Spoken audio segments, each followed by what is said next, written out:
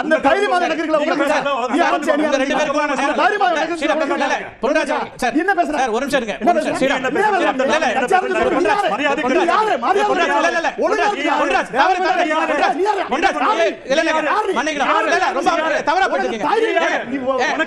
குறைச்சு பேசாதீங்கண்ணே. நானு educated family. என்னது எச்சுக்கல ஃபேமிலியா?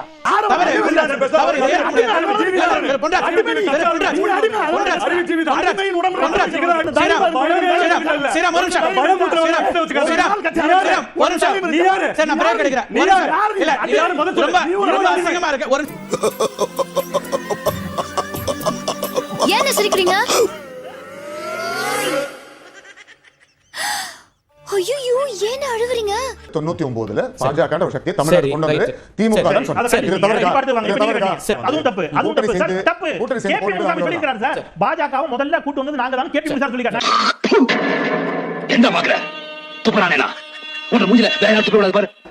பாஜகவை யார் இங்க கூட்டிட்டு வந்தோம் யாரும் இங்க கூட்டிட்டு வர வேணாம். 1953ல விகே ஜான் அவர்கள் இங்க ஜனசங்கத்தை ஆல்ரெடி ஆரம்பிச்சிட்டாரு. அதே மாதிரி ஆர்எஸ்எஸ் யாரும் கூட்டிட்டு வர வேணாம். சட்டமன்ற உறுப்பினர் 96ல வந்துட்டாங்க. அது ரைட். அதான் அதே மாதிரி ஈரோட்ல ஆரம்பிச்சது ஆர்எஸ்எஸ் ஓட ஷாக்கா. ஈரோடு எதுக்கு முக்கியம்னு எல்லாருக்கும் தெரியும். நான் யாரு? கில்லாடிக்கு பிறந்த கில்லாடியாச்சே. ஆட்சிக்கு வந்தவுடன் பெட்ரோல் மீதான விலை லிட்டருக்கு 3 ரூபாய் குறைத்த ஸ்டாலின் அவர்களை நோக்கி இவ்வளவு கேள்வி கேட்கக்கூடியவர்கள், கச்சா எண்ணெய் விலை கடுமையாக வீழ்ந்த பிறகு பெட்ரோல் டீசல் மீது வரி போட்டு உயர்த்தி பாஜக 3 ரூபாய் குறைத்த ஸ்டாலின் நோக்கி கேள்வி கேட்கக்கூடிய தாவேகா பெட்ரோல் டீசல் விலை 100 ரூபாய் கொண்டு போய் விட்ட பாஜகவை கேள்வி கேட்க மறுக்கிறது அல்லவா? இதான் ரெட்டை. என்ன பங்காளி வெட்டுப்புலே காலமாடு மாதிரி சீரி பாய்வியா? என்ன ஆச்சு? காலமாடு மாதிரி இருந்த என்ன கொழுப்பு அடக்கி வாண்டி மாடு ஆகிட்டானுங்க. எஸ்ஐஆர் ஏத்து ஒரு ஆர்ப்பாட்டம் நடத்தினார்ல, தாவேகா நடந்துச்சுல, அதுக்கு ஒரு வீடியோ வெளியிட்டார்ல விஜய். ஒரே ஒரு வார்த்தை பாஜகங்கிற வார்த்தை எடுத்து காட்டி சொல்லுங்க சார். இவ்வளவு நாள் பேசிருக்கிற மீட்டிங்ல பாஜக இந்த 3 வார்த்தையை, ஆர்எஸ்எஸ் இந்த 3 வார்த்தையை விஜய் சொன்னதை எந்த இடத்துல சொன்னாரு எடுத்து காட்டி சொல்லுங்க. என்ன சார் ஒரு நிமிஷம் என்ன பேசிட்டு இருக்காங்க? சும்மா மைக் வந்தத சார் கொஞ்சம் அமைதியா இருங்க சார். ஏன் நேரம் சார் இது? எடுத்து சார் ஏன் நேரம் சார் இந்த அடிக்கிற வச்சுக்காதீங்க. எதா இருந்தாலும் சொல்லிட்டு அடிங்க. சொல்ல முடியாம தாண்ட அடிக்கிறேன். இவருக்கு ஒரு அறிக்கை கொடுத்தாங்க, நான் வாசிக்கிறேன் சார். கிறிஸ்துமஸ் தினத்தை ஒட்டி இந்தியா முழுவதும் நடத்தப்பட்ட தாக்குதலை கண்டித்து ஒரு அறிக்கை.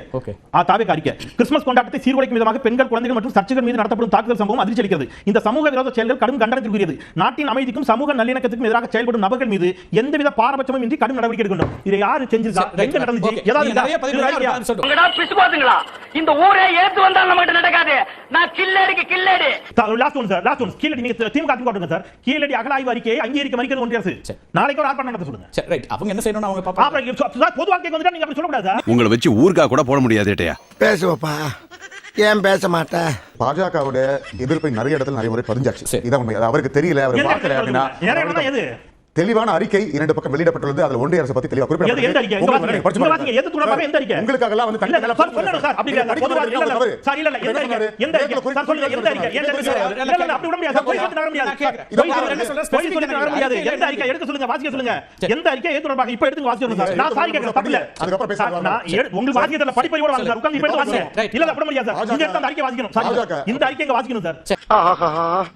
இவங்கிட்ட மாட்டிக்கிட்டு லூசு இல்லைங்கிறத விட பேசாம லூசுன்னு ஒத்துக்கிட்டு உசுரோட ஊரு போய் சேர்றதுதான் நல்லது. வாக்கு பறிப்பு நிகழ்வுன்றது ரொம்ப தெளிவா சொல்லியாச்சு. கொண்டு வந்தது மத்திய அரசு தான். அப்புறம் வந்து பாஜக எதிர்க்கலனா இதெல்லாம் அடிமுட்டாள்தான். வார்த்தை திரும்ப நீங்களும் விடுறீங்க. அது என்ன வார்த்தை சார்? எதிர்க்கிறதுக்கு பக்கத்தவர்கள் இவர்கள் வீரவசனம் பேசுவாங்க, நாங்க கேள்வி கேட்கறாங்க. முட்டா போய்டா.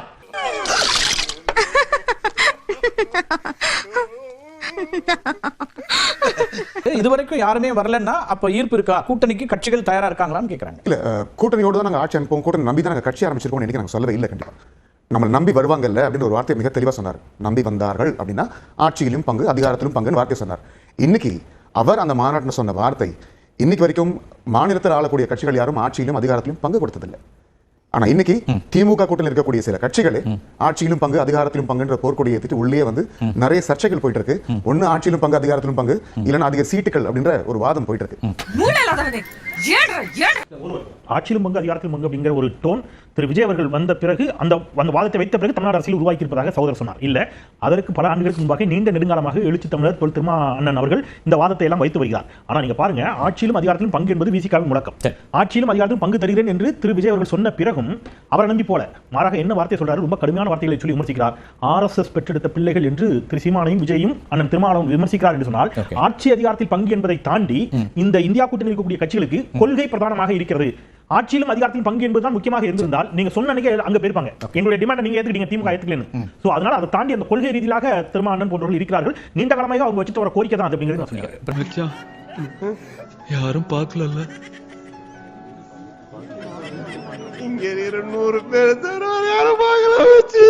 ஒருத்தருக்கு ஒரு கருத்து இருக்கலாம். அது அவர் திருமாவளவன் சொல்றாரு அப்படின்னா அவர் ஊர்ஜிதமா அவரோட உள் மனசுல கண்டிப்பா திமுக தான் ஜெயிக்கும், அதனால இங்க இருக்கிற ஒரு 6 சீட்டு அங்க இருக்கிற ஒரு 15-20 சீட்டோட பெருசா தெரியுதுன்ற ஒரு எண்ணத்துல அவர் கண்டிப்பா இங்க கூட்டணிக்குள்ள எனக்கு அதிக சீட்டுகள் வேணுன்ற காரணத்துக்காக ஒரு என்ன சொல்றது ஒரு கட்டாயத்தினால் அந்த பேச்சா கூட அதை எடுத்துக்கலாம்.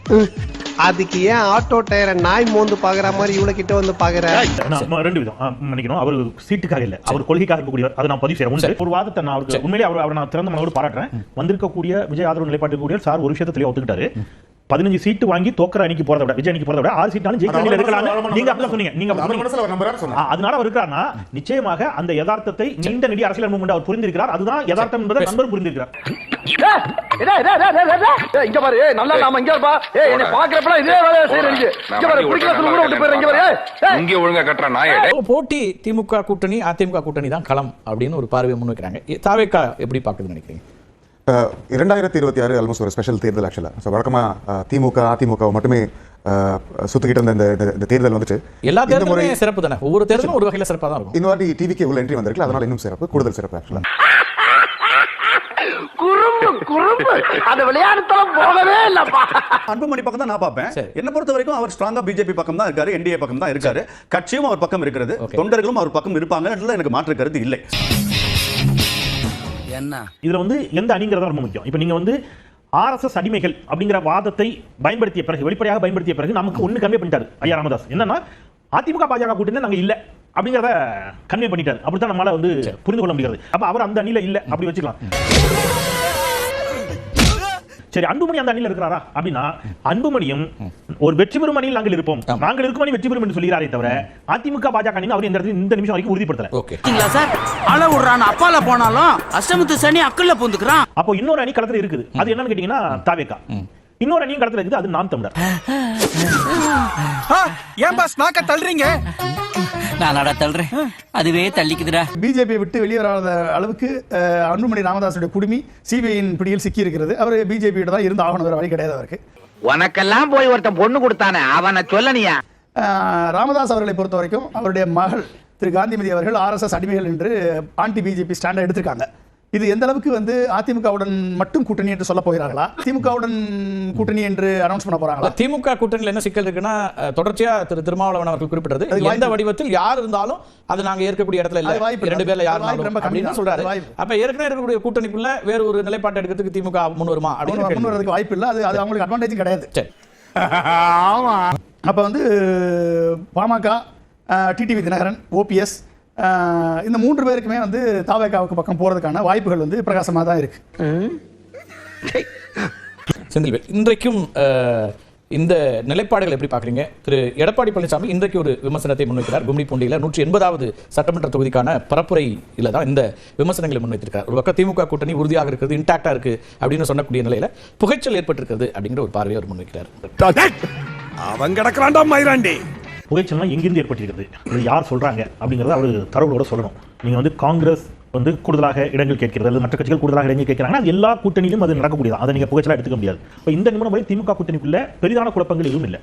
ஒரு மனவருத்தம் கூட இல்லையா அப்படின்னு கேட்டா அப்படி இல்லை. அது பேச்சுவார்த்தையில் தீர்த்துக் கொள்ளக்கூடிய ஒன்றாகத்தான் இருக்குமே தவிர இப்போ அவங்க வந்து ஒரு வாதத்துக்கு வரல. ஆட்சியிலும் அதிகாரத்திலும் பங்கு தந்தால் மட்டும்தான் நாங்கள் கூட்டணி அப்படிங்கிற இடத்துக்கு எங்கேயும் நகரல. கரெக்டா சொல்றானே, இது அப்படியே ஊருக்குள்ள தண்டால போட சொல்லுங்கடா, நல்லா இருக்கும். ஆனா அதிமுக கூட்டணியில் மாறாக என்ன சிக்கல்னு பாருங்க. டிடிவி தினகரன் ரொம்ப ஸ்ட்ராங்கா ஒன்னு சொல்றாரு, எடப்பாடி பழனிசாமி முதலமைச்சராக இருந்தால் கூட்டணியில இடமே கிடையாது, நாங்க வரமாட்டோம். நீ எல்லாம் ஒரு மனுஷன். வேலு பார்த்து பேசியா, நான் ஒரு நாட்டாம. அதுக்கு நீ காலை நீட்டாம இருந்திருக்கணும். OPS அதே இடத்துக்கு வந்துட்டாரு. அந்த பேரை சொல்றதுக்கே நான் கூச்சப்படுறேன், வைக்கப்படுறேங்கிறாரு. அப்போ பிரதான நோக்கமே சிக்கலா இருக்கு. நீங்க வந்து எடப்பாடி பழனிசாமி முதலமைச்சர் வேட்பாளராக இருக்கக்கூடாதுன்னு சொன்ன பிறகு அது எவ்வளவு பெரிய குழப்பமா இருக்கு பாருங்க. அது மற்றதெல்லாம் பேசி தீர்த்துக் கொள்ளக்கூடிய குழப்பம். எனக்கு இந்த தொகுதி வேணும், இத்தனை தொகுதி வேணும் என்பதெல்லாம் இது வந்து ஒரு பெரிய குழப்பமாக இங்க இருக்கிறது.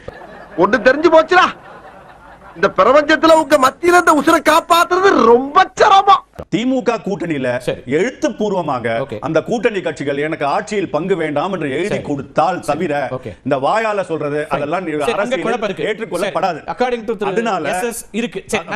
அதனால திமுக கூட்டணியில பல பிரச்சனைகள் இருக்கு. அதாவது எழுத்துப்பூர்வமாக கொடுக்காத வரை அந்த சலசலப்பு, அந்த முரண் வந்து தீர்ந்ததாக நம்ம நம்ப முடியாது. அதாவது ஆட்சியில் பங்கு, அதிகாரத்தில் பங்கு நாங்கள் கேட்கவில்லை என்று கூட்டணி பேச்சுவார்த்தையின் பொழுது ஒரு உடன்படிக்கை பொழுது எழுத்துப்பூர்வமாக கொடுக்காத வரை அதை நம்ம எடுத்துக்க முடியாது சொன்னாங்க. அப்போ இது வந்து அப்படியே அதிமுக பாஜக அணிக்கு பொருந்தும் தானே சார்? அதிமுக பாஜக அணியில நம்முடைய உள்துறை அமைச்சர் மாண்புமிகு அமித்ஷா அவர்களே சொல்லிவிட்டார், நாங்க எங்கள் அணி வெற்றி பெற்றால், அதிமுக அணி வெற்றி பெற்றால் அமைச்சரவையில் பாஜக பங்கெடுக்கும் சொல்றாரு. அது வந்து முரணாகவே தெரியல இவங்களுக்கு. இப்ப அமித்ஷா எழுதி கொடுத்துருக்காரா, ரிட்டர்ன் எழுதி கொடுத்துருக்காரா, பாஜக ரிட்டர்ன் எழுதி கொடுத்துருக்கா, கொடுக்கல. வலிக்கவே இல்ல பாத்தியா கனவு மசாலா பால் மண்டல் அடிக்க கொடுத்தோம் இருக்கு. அதை எத்தனை குழப்பங்கள் இருந்தாலும் அந்த குழப்பங்களை தீர்த்து வைத்து அதை வழிநடத்தக்கூடிய தலைமையாக திரு மு க ஸ்டாலின் அவர்கள் இருக்கார். எல்லாருடைய கருத்துக்களையும் கேட்டு அனுசரித்து செல்லக்கூடிய ஒரு தலைமையாக அவர் இருக்கார். அதனால வந்து அந்த குழப்பங்கள் இருந்து கருத்து வேறுபாடுகள் இருந்தாலும் ஒரு ஐடியாலஜிக்கலாக ஃபார்ம் பண்ண குரூப் அது. கொள்கை வேறு கூட்டணி வேறுன்னு திமுக சொல்லலை. அதனால கொள்கை பிடிப்போட சேர்ந்திருக்கக்கூடிய கட்சியாக திமுக முன்னணியில் இருக்கிறது. உங்களை பாக்குறதுக்கு எப்படி இருக்கு தெரியுமா? எப்படி இருக்கு? ரொம்ப கேவலமா இருக்கு. ரொம்ப வாடுறானே. திமுக இருக்கக்கூடிய அடிமைகளை மக்களும் பாக்குறாங்க. அவர்கள் வெளியில போனா அவர்களுடைய வாக்கு வங்கி என்ன இருக்கு? அவர்கள் திமுகவை விட்டால் அவருக்கு வேற வழி இல்லை. அதனால அங்க இருக்காங்க. வேற வழியின்றி இருக்கிறார்கள். திமுக அடிமைகள் யார்? Communist party. ஏன் அப்படி சொல்றீங்க? இல்ல விசிக. இல்ல அப்படி சொல்ல மாட்டாங்க. அதிமுக பார்த்து சொல்லலாமா? யார் சொன்னா? ஒரு யார் சொன்னாலும் நீங்க கேக்குறீங்க. எவ்வளவு விவாதத்துல எத்தனையோ விவாதத்துல இதெல்லாம் ஒரு பேச்சா? என்னைக்கா நான் அனுமதிச்சிருக்கேன்? அப்ப அவர் வந்து எடப்பாடி அவர்களை திரு பொன்ராஜ் அவர்கள் பேசும் ஸ்டைல பாத்தீங்க. இப்ப நீங்க பாருங்க எப்படி நடைமுறை. அதாவது சகோதரர் பொன்ராஜ் அது போன்ற வார்த்தைகள் பயன்படுத்தவில்லை. ஒன்று, அவர் எடப்பாடி பழனிசாமி அவர்களின் மீது வேறு சில விமர்சனங்களை வைத்தார். உச்சமே இல்ல. அப்போ திரு கார்த்திகேயன் சார் ஒரு கேள்வி கேட்டீங்க. ஒருவேளை அந்த வாதத்துல அவர் கவனிக்க தவறிக்கலாம். அவர் நீங்க என்ன சொன்னீங்கன்னா இது அவருக்கு தெரியாதா, எடப்பாடி பழனிசாமிக்கு தெரியாமலா இருக்கும் இது அப்படின்னு கேட்டீங்க. சீனியர் லீடர் அவருக்கு தெரியாமலா இருக்கும் கேட்டபோது பொன்ராஜ் சார் ஒரு பதில் சொன்னாரு.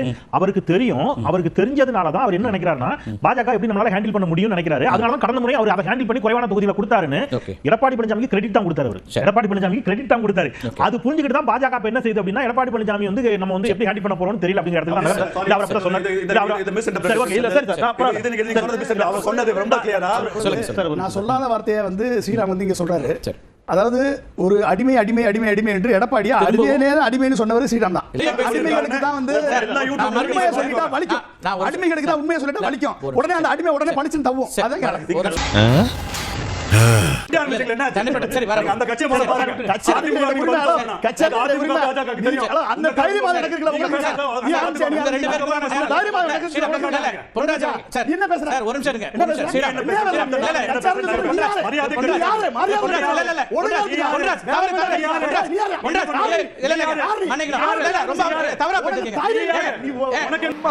உனக்கு வேணும்டா, உனக்கு இது வேணும் இன்னும் வேணும்.